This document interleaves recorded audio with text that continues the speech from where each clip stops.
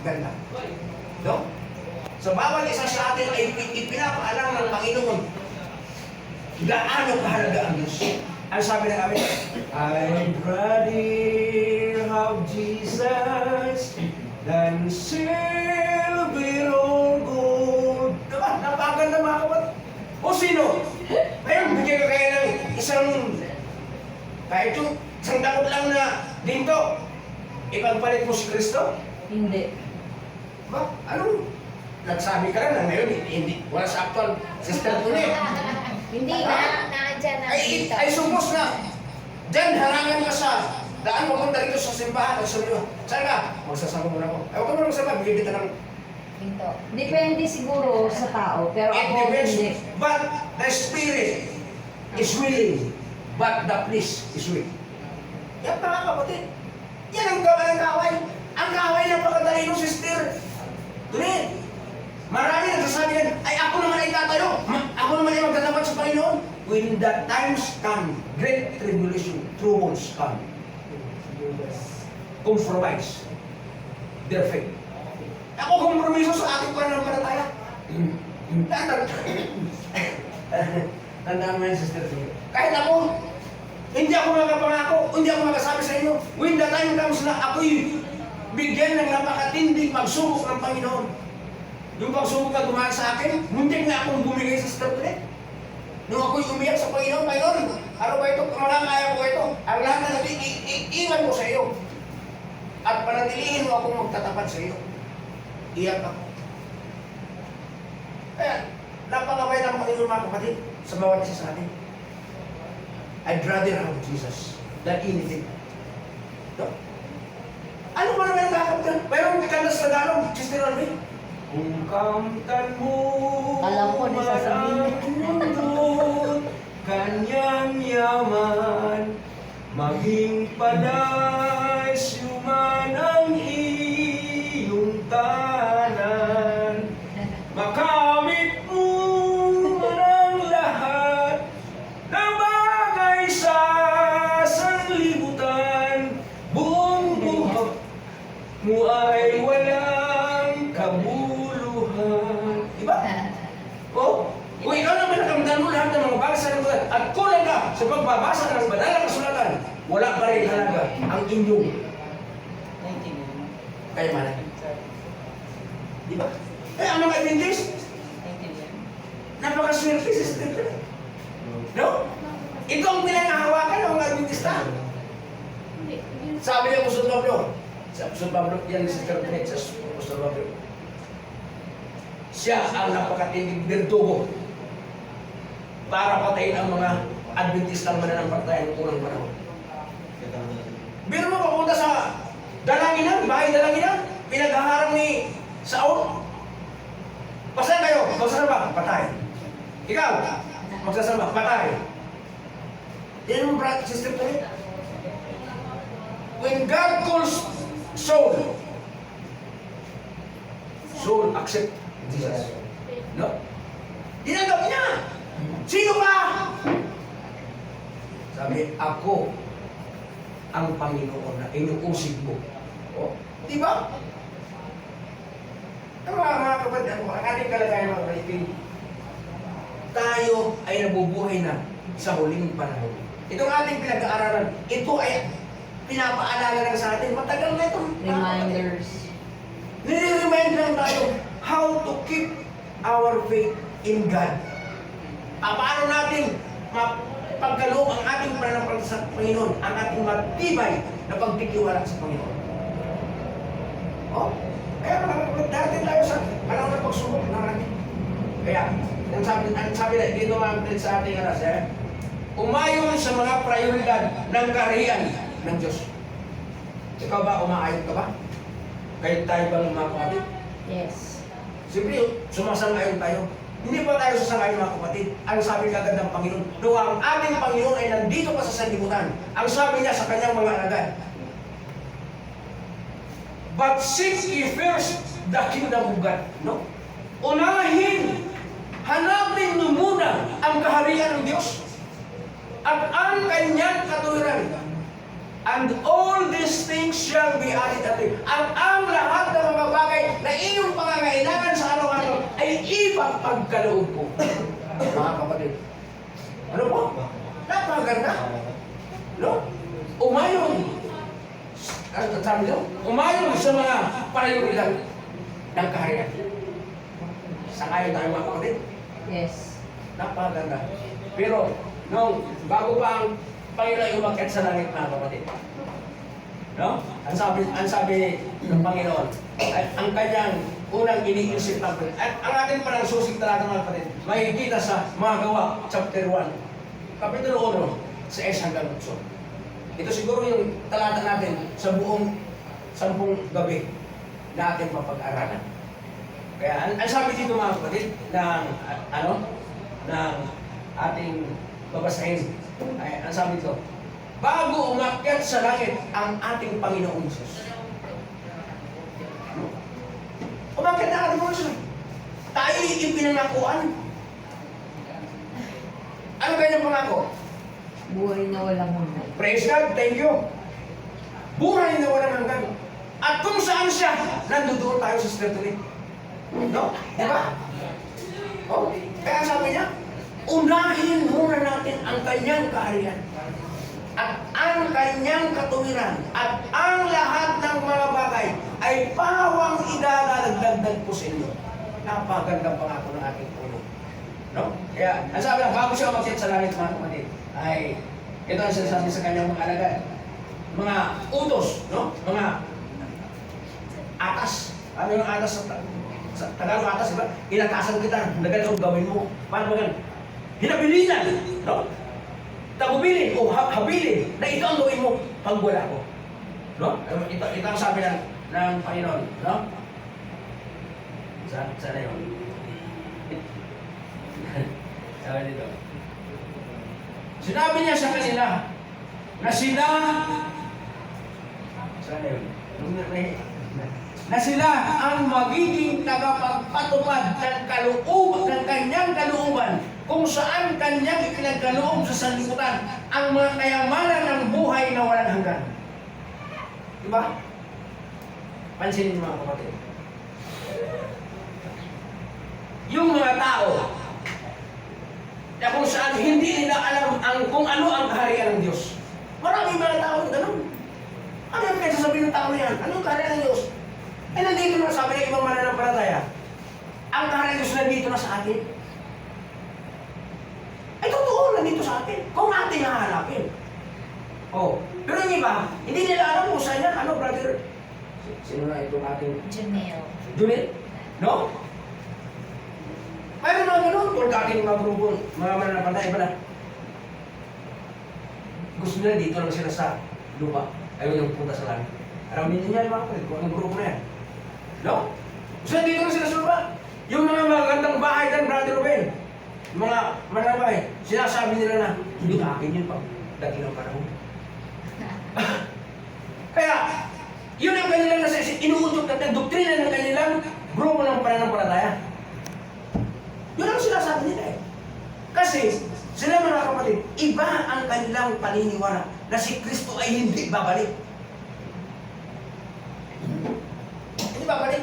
Lahat ng tayo mamamatay, sila lang ang mabubuhay. At sila ang ililigtas sa Armageddon. Di ba yung doktrina ng Armageddon? Oo. Kaya mga kapatid, yung Great Tribulation na darating sa atin mga kapatid, ang sabi nila, sila lang ang bibigyan ng proteksyon ng Diyos, sila ang ililigtas ng Diyos. Hindi sila madadaanan ng kapahamakan ng Diyos. No? Ay sa atin naman ay iba. Pagdating ni Kristo, tayong lahat ay kukunin niya yung sumusunod kay Kristo. At iiwas tayo sa Great Tribulation na darating sa sanlibutan. Iaangat tayo almost 1,000 years. Di ba? Napakan? Ay, dito sa sanlibutan eh. 100 years ka pa lang, tuwang-tuwa ka na eh. Biro yung ating vacation live natin sa langit kasama si Kristo. 1,000 years. Sa loob ng 1,000 years, yan, kasama sila dito. Sila, kasama-sama sila lahat. Yung mga masasama, lalo naging masama. No? Yung mga matuwid, naging matuwid, nandun na sa langit yung mga matuwid, no? Iniiwas na naman yan. At darating na yung bagong Jerusalem, mga kapatid. Yun ang bagong Jerusalem. Pababaan na, nandun na kasakay na tayong lahat. makikita natin ang ating mga kapatid na tumitingin sa Baguio. Sa pier tayo nakadungaw. Dito natin. Kasi yung asawa ko, hindi namigtas ko na dito. Tayo. Nag-iiyakan tayo doon. Ang tawagin? Iyak! Ng ating mata nung makita natin ang ating mga mahal sa buhay na hindi naligtas. Subalit, lalapit si Kristo at sasabihin kasi sa tuloy, huwag ka nang umiyak. Pupunasan ng Diyos ang iyong mga mata, ang iyong mga luha. At doon, ibubuhos na ng Panginoon ang salot. Sabi ng iba, maggawa daw siya ng anong Brother Ben. Uy na. Pagkakapal na doon yung ginawa ni Hussein, Saddam Hussein. Para lang hindi, sunugin daw, hindi masusunog, waterproof. Para kulpa. Kuiba, na malaki na. Doon sa. Oh. Yung kay Hussein nga ginawa na-detect pa ng Amerikano, di ba? Oh. Subalit ang Panginoon, walang imposible. All things are possible, mga kapatid. Ano sabi ni Apostol Pedro? Lahat ng bagay ay matutunaw. Oh. Lahat! Oh, matutunaw pagdating ng ating Panginoon. Subalit ang mga banal mga kapatid, nandoon kasama ang Panginoon. Kaya, ano ka mga kapatid? Isipin natin yung ipinangakong kaharian ng Diyos. No? Kung kaharian ng Diyos ay ipinangako sa atin. Yan ang pinaka-importante mga kapatid sa ating buhay. Kahit ikaw ngayon dito ay namamalimos, ay wala namang Adventista na namamalimos, Brother Ben, Sister Tony. Walang Adventista na nagpapalimos. Bakit ang papalimos ng mga Adventista? Kung wala kang bahay sa Sister Tony, kontra kay Brother Ben. Kung wala sa kay Brother Ben, kontra ka sa akin. Sa ating mga kapatid. Kasi we are one. We are one in Christ. Hindi ka pwedeng hindi ka pwedeng pabayaan ng Diyos. Kung ang mga alagad nga noon ay hindi pinabayaan ng Diyos kanilang mga pangangailangan araw-araw. No?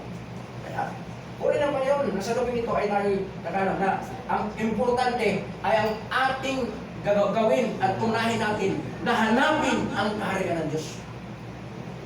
Kung paano tayo mga kapatid na tayo nandito. No? Unahin natin ang kalooban ng Diyos. Ang sabi dito, tagapagpatupad tayo ng kanyang kalooban kung saan kanyang pinagkaloob sa sanlibutan ang mga kayamanan ng buhay na walang hanggan. Ang sabi pa dito mga kapatid, kayo ang mga saksi ng aking buhay, ng sakripisyo para sa libutan. Wika niya sa kanila. Ano sino mga kapatid?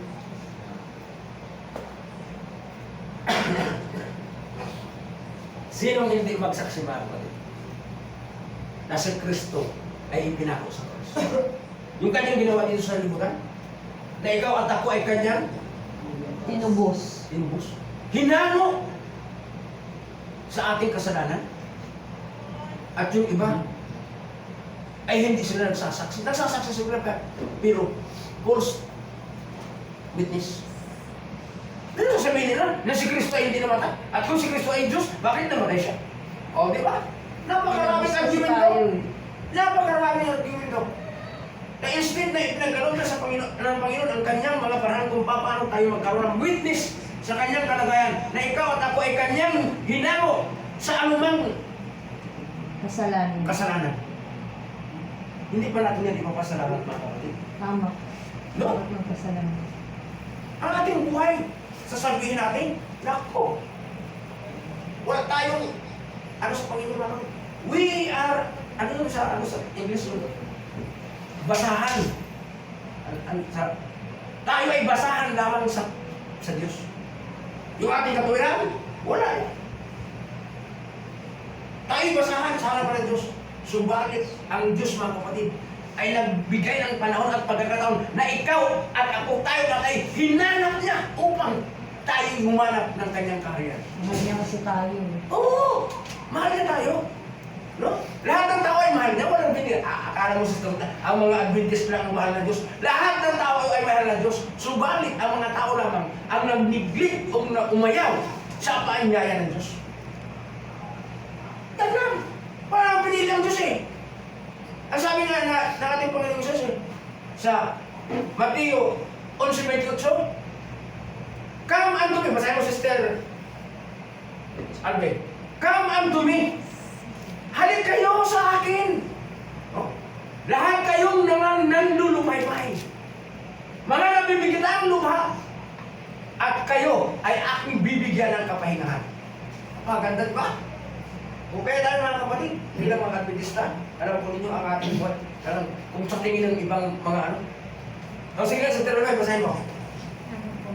Lumapit kayo sa akin, kayong lahat na nanlulupaypay at lubhang nabibigatan, at kayo'y bibigyan ko ng kapahingahan. Oo. Di ba? Gusto na Diyos, ikaw ay lumapit sa Kanya. At ano yung Kanyang ibibigay? Yung kapahingahan, mga kapatid. Ano yung kapahingahan? Ito yung kapahingahan na kung saan ikaw ay dadalhin sa kalooban ng Diyos upang makita mo ang kaharian ng Diyos. Yun ang kapahingahan, mga kapatid. No? Na ibig sabihin ng ating Panginoon. Na lumapit tayo sa Kanya, hanapin natin ang Kanyang kaharian. At nasa na tayo? May na tayo mga kapatid sa atin. Sana. Ang sabi dito, nakita ninyo ang aking mga gawain para sa Israel.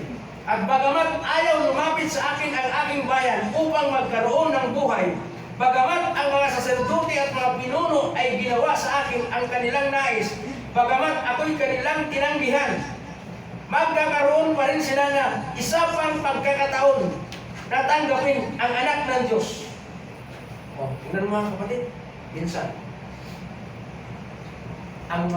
ang bayan ng Diyos, sila ay nagtanggi sa Panginoon. No?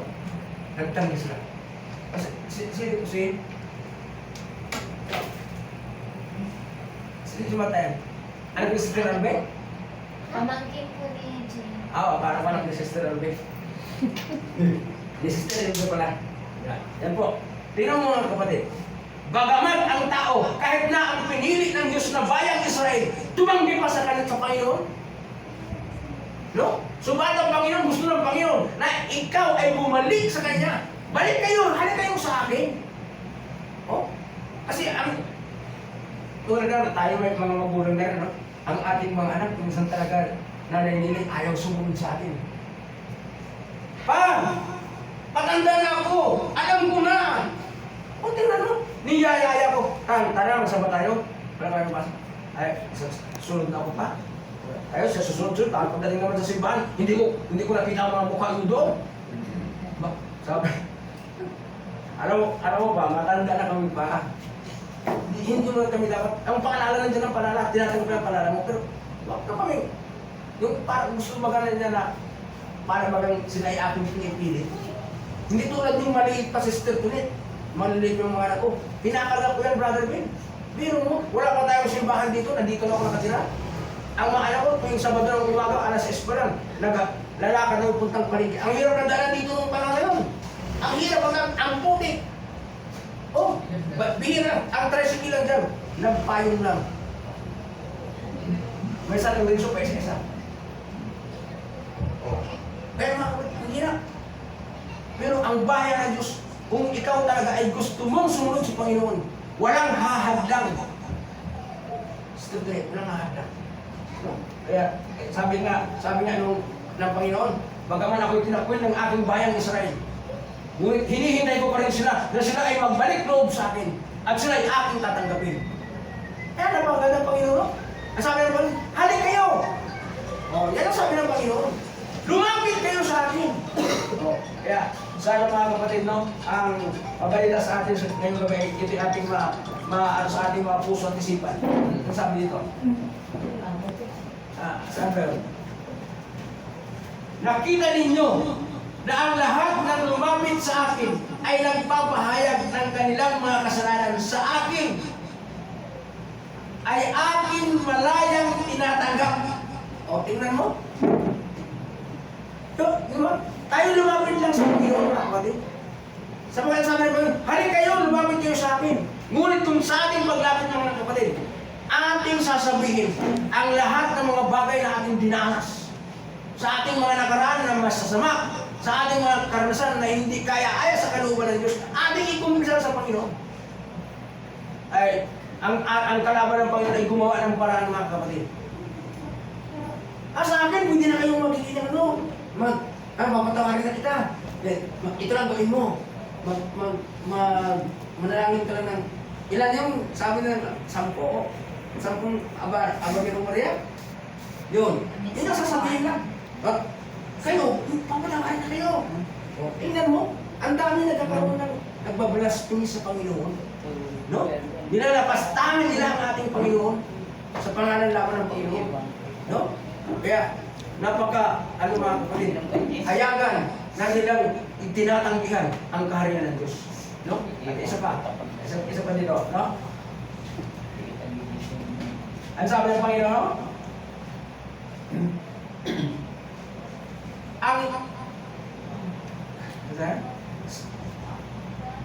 sana yung malayan niya ang lumapit sa akin. Hindi ko kung itataboy kailanman. Hindi itataboy kailanman. No? Kaya nabagal na, no? Minsan. Ang sabi ng Panginoon dito sa kanyang mga lagad, sa inyo aking mga lagad, ipinagkakatiwala ko ang mensahe ito ng awa. Ito ay dapat ibigay kapwa sa mga Hudyo at sa mga Hintil. Sa Israel muna at pagkatapos sa lahat ng mga bansa. Sa wika at bayan, ang lahat ng sumasampalataya ay dapat tipunin sa isang iglesia. Kaya, dyan mga kapatid, darating na tayo dyan sa pagdating ng panahon. No? Alam po yung mga kapatid, darating na ang pag-uusig. No? Ito, tandaan nyo mga kapatid, sa ating kalagayan, lahat ng sumusunod sa Panginoon ay makakaranas ng matinding pag-usig. At gusto nila, iisahin na lang nila ang mananampalataya. Pero sabi sa akin, Brother Ben, na yung anak niya yata ay pare. Sabi niya, hindi mo ba alam yun na darating ang panahon, iisa na lang ang presidente sa buong sanlibutan? Sabi sa akin. Sabi, alam ko yan, nandiyan din sa Bible eh. Alam ko yan, na kayo ang tagatupad ng propesiya ng Diyos. No?